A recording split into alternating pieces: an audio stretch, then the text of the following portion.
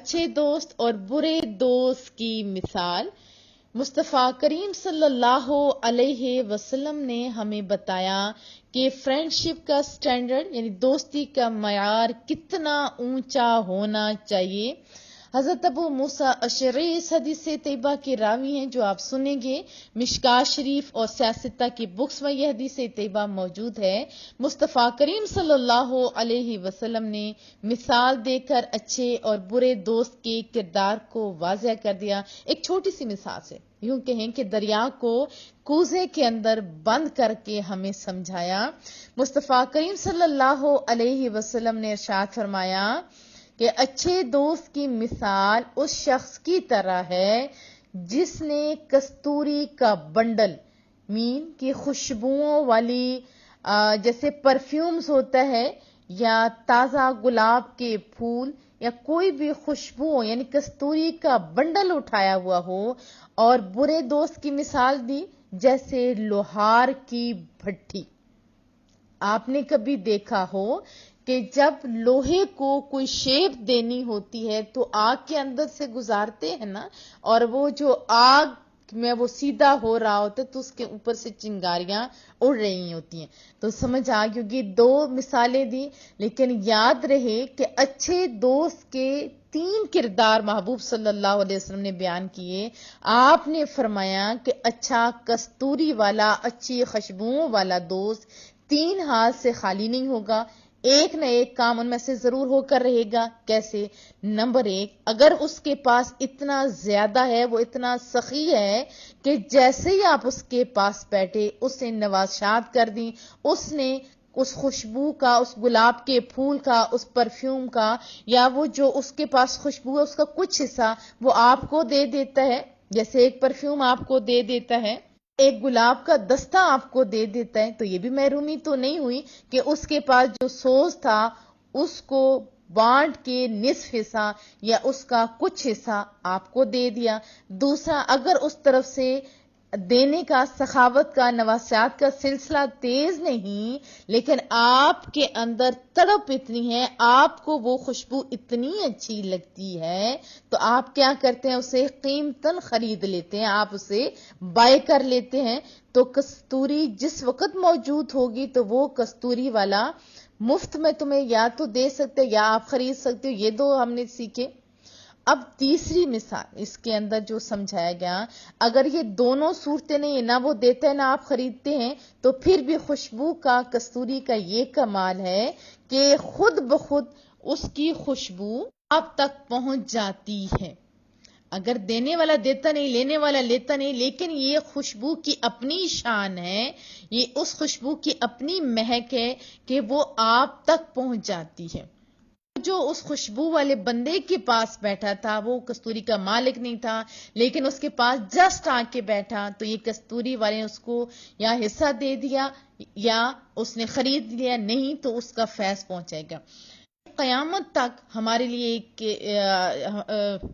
ہے، آپ نے فرمایا میری امت کا پرہیزگار، میری امت کا متقی انسان، میری امت میں جو صالح ہوگا، جو اللہ کا ولی ہے، اس کا کردار ایسا ہی رہے گا۔ اس کے پاس جو بھی آ کر بیٹھے گا وہ کبھی محروم نہیں رہے گا، اس کے ساتھ دوستی کرنے والے کو کبھی نقصان نہیں ہوگا، چونکہ تینوں صورتوں میں ایک کردار تو سامنے آ ہی جائے گا، یا اس نیک انسان میں اس قدر نیکی پھیلانے کی تڑپ ہے کہ جو بھی آتا ہے اس کو تقوی کا گلدستہ پیش کر دیتے ہیں، جو بھی اس کے پاس بیٹھتے ہیں اس کی اصلاح کے لیے ضرور متوجہ کرتا ہے۔ میں یہ تڑپ ہے کہ زمانے میں اندھیرے کیوں ہیں، اس کے اندر یہ سوز ہے آخر کائنات میں رب ذوالجلال کے حکم کی نافرمانی کیوں ہو رہی ہے، ہر وقت وہ اس درد کے اندر میں مبتلا ہے۔ آخر یہ زمانہ، یہ لوگ فیشن کے پیچھے تو لگے ہوئے ہیں، سنتے نبوی کے پیچھے کیوں نہیں،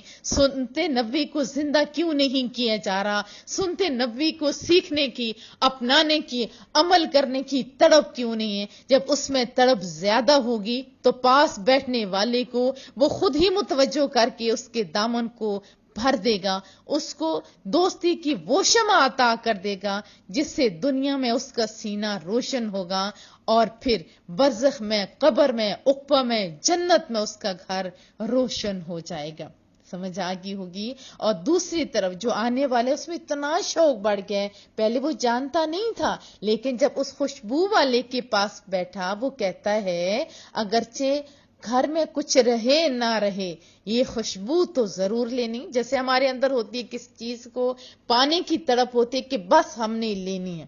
تو اس میں اگر یہ ہوگی، میں بھلے بھوکا رہ لوں گا، میں بچوں کے کپڑے ذرا تھوڑے لے لوں گا، لیکن یہ کستوری تو میں ضرور خرید کے لے جاؤں گا۔ اس نے اپنا یہ شوق ظاہر کیا کہ جس کی بنیاد پر نیک انسان کی نیکی نے اس کی طرف پھر رخ کر لیا، اللہ کے دوست نے، اللہ کے ولی نے اپنے فیض کا دروازہ اس کے لیے کھول دیا، یا اچھی سیرت والے ایک انسان نے اس کو اپنا دوست بنا لیا، اس کو اپنی دوستی میں قبول کر لیا۔ اب نتیجہ یہ ہوگا کہ زندگی گزرتی جائے گی، یہ تعلق نکھرتا جائے گا، اور وہ دن کہ جس دن حشر کے طوفانوں میں